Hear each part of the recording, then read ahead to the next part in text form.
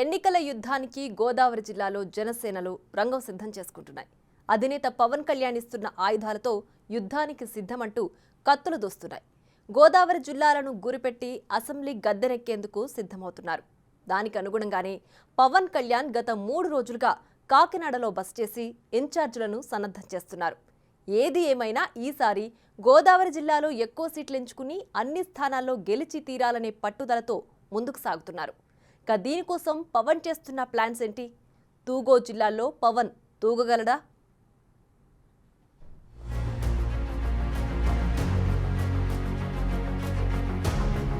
TDP Janasena పొత్తుతో అభ్యర్థుల ఎంపిక 2 పార్టీలకు అత్యంత కీలకంగా మారింది. అధికార వైసీపీ సిట్టింగ్ ఎమ్మెల్యేలను సుమారు 60 మందిని మార్చేందుకు రంగం సిద్ధం చేస్తే, ప్రతిపక్ష పార్టీలైన టీడీపీ, జనసేన పార్టీలు తమ బలం ఏ ప్రాంతంలో ఉందో తెలుసుకునేందుకు సమీక్షలు చేస్తున్నాయి. ప్రతి నియోజకవర్గంలో సర్వేల ఆధారంగా అభ్యర్థులను రంగంలోకి దింపాలనుకుంటున్నారు. టీడీపీతో పొత్తులో ఉన్న జనసేన తన బలం ఎక్కడ ఉందో, గెలుపు అవకాశాలు ఖచ్చితంగా ఎక్కడెక్కడున్నాయో తెలుసుకునే పనిలో ఉంది. 2019 ఎన్నికల్లో రాజోలు నుంచి జనసేన అభ్యర్థి రాపాక వరప్రసాద్ గెలుపొందారు. తొలిసారి ఈ జిల్లా నుంచే అసెంబ్లీకి జనసేన ప్రాతినిధ్యం లభించడంతో ఈసారి ఉమ్మడి తూర్పు గోదావరి జిల్లాలో సత్తా చాటే విధంగా పవన్ యాక్షన్ ప్లాన్ రూపొందిస్తున్నారు. అందులో భాగంగా 3 రోజుల పాటు కాకినాడలోనే పవన్ కళ్యాణ్ ఉండి అభ్యర్థులపై క్లారిటీకి రానున్నారని తెలుస్తోంది. జనసేన పార్టీకి బలంగా ఉన్న జిల్లాల్లో ఉమ్మడి తూర్పు గోదావరి జిల్లా అత్యంత ముఖ్యమైనది కనుక ఉమ్మడి తూర్పు గోదావరి జిల్లా నుండి 6 నుండి 8 స్థానాలు జనసేన అడుగుతున్నట్లు సమాచారం. ఇప్పటికే ఈ నియోజకవర్గాల్లో అభ్యర్థుల ఎంపికపై కసరత్తు చేసిన పవన్ గెలుపు గుర్రాలపై ఓ క్లారిటీకి వచ్చినట్లు సమాచారం. ఇక కాకినాడ పార్లమెంట్ స్థానంతో పాటు కాకినాడ జిల్లాలో 2 అసెంబ్లీ స్థానాలు జనసేన అడిగినట్లు సమాచారం. మొదటి నుండి కాకినాడ రూరల్ నియోజకవర్గంలో జనసేన బలంగా ఉన్నట్లు విశ్లేషకులు చెబుతున్నారు. ఇక్కడ జనసేన నుండి పంతం నానాజీ గత కొన్ని సంవత్సరాలుగా ప్రజల్లో తిరుగుతున్నారు. ఇక కాకినాడ రూరల్ నియోజకవర్గంలో కాపులతో పాటు బీసీ సామాజిక వర్గానికి కూడా అధిక ఓట్లు ఉన్నాయి. కాగా ఇక్కడ ప్రస్తుతం వైసీపీ అభ్యర్థిగా ఉన్న మాజీ మంత్రి కురసాల కన్నబాబు కాపు సామాజిక వర్గానికి చెందిన నేత కావడంతో అదే సామాజిక వర్గానికి చెందిన పంతం నానాజీని బరిలోకి దింపితే విజయావకాశం ఎక్కువగా ఉందనే భావన పార్టీలో ఉన్నట్లు తెలుస్తోంది. ప్రస్తుతం ఈ నియోజకవర్గంలో జనసేన పార్టీ బలంగా ఉన్నప్పటికీ టీడీపీ అభ్యర్థులను కలుపుకుని వెళ్తేనే విజయం సాధించే అవకాశం ఉంటుందని అంచనాల్లో పార్టీ నేతలున్నారు. ఇక మరో నియోజకవర్గం కాకినాడపై జనసేన అధినేత ప్రత్యేక ఫోకస్ పెట్టినట్లు తెలుస్తోంది. కాకినాడ నుంచి ఎమ్మెల్యేగా ఉన్న ద్వారంపూడిని ఈ ఎన్నికల్లో ఎలాగైనా అసెంబ్లీ వైపు అడుగులు వేయకుండా చేయాలనే లక్ష్యంగా జనసేన పావులు కదుపుతున్నట్లు చర్చ. గతంలో ద్వారంపూడి అక్రమాలకు పాల్పడుతున్నారని పవన్ కళ్యాణ్ ఆరోపణలు సంధించారు. దానికి ఎమ్మెల్యే ద్వారంపూడి కూడా గట్టి కౌంటర్ ఇచ్చారు. కాగా ఈ నియోజకవర్గం నుంచి ఎవరిని బరిలో దించాలనే దానిపై పవన్ పూర్తి స్థాయిలో కసరత్తు చేస్తున్నట్లు సమాచారం. అయితే గతంలో కాకినాడ నుండి ఎమ్మెల్యేగా చేసిన ముత్తా గోపాలకృష్ణ కొడుకు ముత్తా శశిధర్ పార్టీ కార్యక్రమాల్లో తిరుగుతున్నారు. దాంతోపాటు ఇటీవల కాలంలో పవన్ కళ్యాణ్ స్వయంగా పార్టీలోకి ఆహ్వానించిన ప్రముఖ అడ్వకేట్ తోట సుధీర్ పేరు కూడా వినిపిస్తోంది. తూర్పు గోదావరి జిల్లా విషయానికి వస్తే రాజమండ్రి రూరల్, రాజానగరం నియోజకవర్గాల్లో జనసేన పార్టీ బలంగా ఉన్నట్లు విశ్లేషకులు చెబుతున్నారు. రాజమండ్రి రూరల్ నియోజకవర్గం నుంచి జనసేన అభ్యర్థి కందుల దుర్గేష్ ఉమ్మడి తూర్పు గోదావరి జిల్లా అధ్యక్షుడిగా జనసేన పీఎస్సీ సభ్యులుగా ఉన్నారు. రాజమండ్రి రూరల్ నియోజకవర్గంలో గత కొంతకాలం నుండి దుర్గేష్ పార్టీ కార్యక్రమాల్లో ప్రజా సమస్యలపై పార్టీ తరఫున పోరాటం చేస్తూనే ఉన్నారు. అయితే ఈ నియోజకవర్గంలో కాపుల కంటే బీసీ సామాజిక వర్గం ఓట్లు అధిక సంఖ్యలో ఉన్నాయి. ఈ నేపథ్యంలోనే రామచంద్రపురం నుండి ప్రాతినిధ్యం వహించిన మంత్రి చెల్లబోయిన వేణుగోపాలకృష్ణను రంగంలోకి దింపారు. గత ఎన్నికల్లో టీడీపీ తరఫు ఎమ్మెల్యేగా విజయం సాధించిన గోరెంట్ల బుచ్చయ్య చౌదరి ఉన్నారు.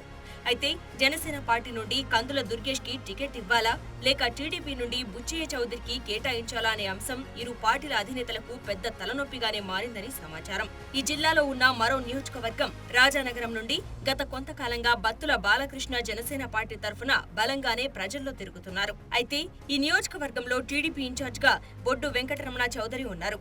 కాగా ఈ నియోజకవర్గంలో కమ్మ సామాజిక ప్రభావం ఎక్కువగా ఉంటుంది. మరి పొత్తులో భాగంగా జనసేన అభ్యర్థికి సీటు ఇస్తే ఏ స్థాయిలో మద్దతు పలుకుతారో అని పార్టీ వర్గాలు ఆలోచిస్తున్నారు. ఇక అంబేద్కర్ కోనసీమ జిల్లాలో జనసేన పార్టీ క్షేత్రస్థాయిలో అత్యంత బలంగా ఉంది. గత ఎన్నికల్లో జనసేన పార్టీ గెలుచుకున్న ఒకే ఒక్క ఎమ్మెల్యే ఈ ప్రాంతం నుండే ఉన్నారు. రాజోలు నియోజకవర్గంలో జనసేన అభ్యర్థి రాపాక వరప్రసాద్ విజయం సాధించినప్పటికీ అధికార పార్టీకి మద్దతు ఇచ్చి జనసేన పార్టీని విడిచిపెట్టారు. కాగా ఇప్పుడు ఈ నియోజకవర్గం జనసేన పార్టీకి అత్యంత ప్రతిష్టాత్మకంగా మారింది. రాజోలు నియోజకవర్గం నుండి ఖచ్చితంగా గెలిచే దిశగా జనసేన అడుగులు వేస్తోంది. ఈ నియోజకవర్గం నుండి ప్రముఖ వైద్యుడు రాపాక రమేష్ గత కొంతకాలంగా జనసేన తరఫున తిరుగుతూ ప్రజా సమస్యలపై పోరాటం చేస్తున్నారని తెలుస్తోంది.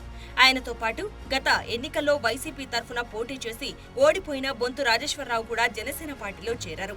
అయితే ఈ ఇద్దరిలో ఒకరికి సీటు ఇచ్చే అవకాశం ఉంది.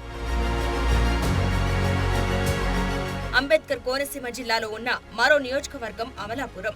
గత ఎన్నికల్లో జనసేన అభ్యర్థి గట్టి పోటీ ఇచ్చి ఓడిపోయారు.